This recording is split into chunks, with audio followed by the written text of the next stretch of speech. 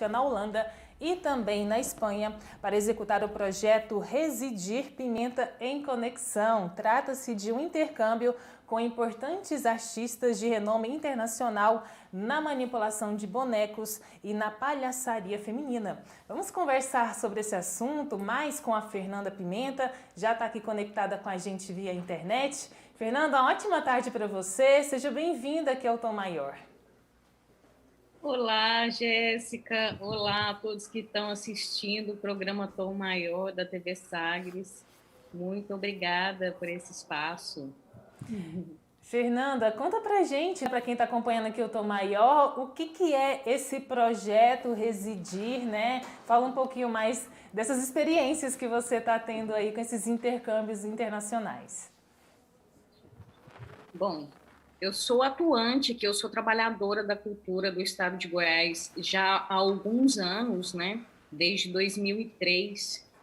E eu desenvolvo trabalhos em diferentes áreas da atuação artística. Sou atriz de teatro, sou atriz de cinema e também sou palhaça, né? Desenvolvo esse trabalho com comicidade também. E em 2017, tive a oportunidade de conhecer a palhaça Peppa Plana. Houve um festival de comicidade em Goiânia, o Na Ponta do Nariz, e nessa oportunidade a Peppa Plana, que é uma palhaça catalã. A gente está falando aqui da Catalunha nesse momento, aqui que faz parte da Espanha, né? E essa palhaça já foi do Circo de Soleil, já trabalhou também no Teatro de Soleil, é uma referência mundial na palhaçaria. E aí eu a conheci em 2017. Tive a oportunidade de fazer uma oficina com ela sobre palhaçaria. E logo em 2018 eu conheci o Duda Paiva. O Duda Paiva é um artista, é um multiartista. Ele começou como dançarino e passou pela Quasar, CIA de Dança, né? A renomada companhia que a gente tem no nosso estado. E o Duda, numa das ocasiões que ele viajou para fora, ele conheceu um grupo de teatro de bonecos. Então, se apaixonou pelo teatro de bonecos e ficou pela Europa.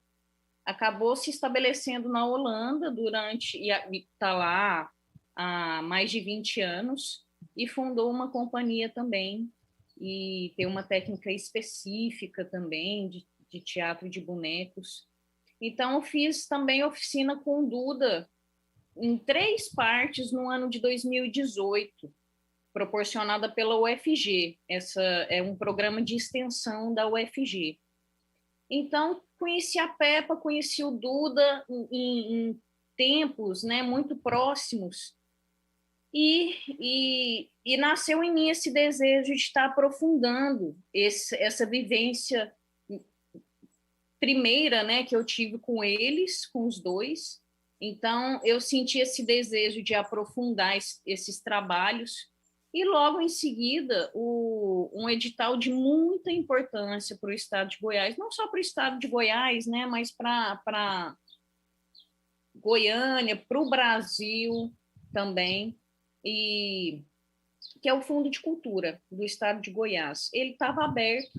E aí, em uma das modalidades, eu vi que essa ideia minha de estar aprofundando essa pesquisa, tanto no teatro de bonecos quanto na palhaçaria, e nessa palhaçaria também com um viés mais feminino, né, uma palhaçaria feminina, vi aí uma oportunidade de estar aprofundando esses conhecimentos. Também tem uma segunda parte desse projeto, né? E aí, primeiramente, fiz o contato com os artistas, eles se mostraram interessados, fiz o projeto que posteriormente foi aprovado, junto ao estado de Goiás. E estou aqui como representante do estado também. A primeira parte do projeto, como um todo, Jéssica, é vir aqui fazer a residência, né, esse intercâmbio com essas 2 companhias, e estou já na segunda, já passei em Amsterdã, na Holanda, agora no mês de junho, e agora aqui com a Peppa já é o meu segundo mês, e aí vou até o mês que vem também. Essa é a primeira parte, e é a maior parte, né, que é o intercâmbio, que é a finalidade em si do projeto, essa pesquisa, esse aprofundamento, essa investigação. Tenho também metas a cumprir, né? Eu tenho uma cena que eu montei lá na Holanda, e como é uma cena ainda que está sendo criada, a gente chama de work in progress, né? Trabalho em progresso, né, gente? A gente cria essa cena e à medida que ela vai apresentando, que a gente vai apresentando, a gente vai afinando ela melhor. E criei uma cena lá com um boneco que foi feito em Goiânia, que foi confeccionado por uma grande artista de Goiânia, que é a Isabela Nascente, que é uma bonequeira, uma atriz da CIA de Teatro no Escuro. E aí fui com esse boneco para a Holanda, lá com a Duda Paiva Company, não só com o artista Duda Paiva, mas também com 2 atores da companhia dele. Eu pude trabalhar. E agora eu estou aqui com a Peppa Plana. A gente veio amadurecer um pouco mais um espetáculo que eu estreiei no ano passado, da minha palhaça, que é a palhaça Malagueta. O espetáculo se chama Malagueta na Labuta. Então, a gente veio amadurecer um pouco mais esse espetáculo aqui com a Peppa Plana. E também, se der tempo, criar uma cena a mais. Isso é a maior parte do projeto, né? É o objetivo principal do projeto. E também como contrapartida a este projeto, quando eu chegar em Goiânia, eu vou estar oferecendo uma oficina de palhaçaria feminina, chamada Oficina Palhaçaria de Mulher, e também de forma gratuita para quem quiser chegar, né? Não precisa necessariamente já ter um trabalho de palhaçaria. E também vou realizar um evento que é Pimenta Desfaz a Mala. Então, nesse encontro, eu vou estar desfazendo aí essa mala, vou estar falando como foi essa experiência, como foram essas vivências, os desafios, né? Estando em residência, estando em intercâmbio com esses artistas. Maravilha, Fernanda, boa tarde. Boa tarde. Eu queria que você explicasse para nós aqui, para quem está ouvindo o Tom Maior pelo rádio, vendo pela TV ou pelo YouTube, o que é a palhaçaria em si? Ela é um gênero do teatro? Ela é uma técnica? O que vem a ser a palhaçaria? Palhaçaria é uma linguagem cênica, uma linguagem de atuação cênica, e eu poderia dizer assim, vou explicar com as minhas palavras, né? Mas há várias referências, né? Por que há várias referências? Porque a palhaçaria, ela está no teatro, ela está no circo, mas ela está no cinema, e ela está no stand-up, e ela está no programa de TV. A figura do palhaço é uma figura arquetípica, é uma figura que está presente em todas as civilizações. Quando a gente começa a pensar em comicidade, antigamente, né, vem a ideia, o bobo da corte, né, que muitas vezes o riso, ele muitas vezes serve para a gente encobrir algum medo. Antigamente era comum que houvesse os contadores de histórias para encobrir um medo de um trovão, um medo de algo desconhecido. Então, para encobrir medos, para fazer críticas aos governantes também, no caso do bobo da corte, né, que era dito que era o único da sociedade que poderia fazer críticas ao rei sem que o rei ficasse contrariado. Então, essa figura mítica, né, da figura que faz rir, que provocam uma reflexão, talvez. É uma figura que estava ali com... Não necessariamente leva o nariz vermelho também. Por exemplo, vamos falar de Dercy Gonçalves. Dercy Gonçalves era uma mulher que fazia rir, né? Primeiramente, era uma mulher que fazia rir. E segundo, ela ria, ela fazia a gente rir por meio de, muitas vezes, de surpresas, de espanto, de colocar a mulher também fora de um contexto onde era um costume de ser vista, né, em um contexto. A Dercy deslocava esse papel de mulher padrão e provocava o riso.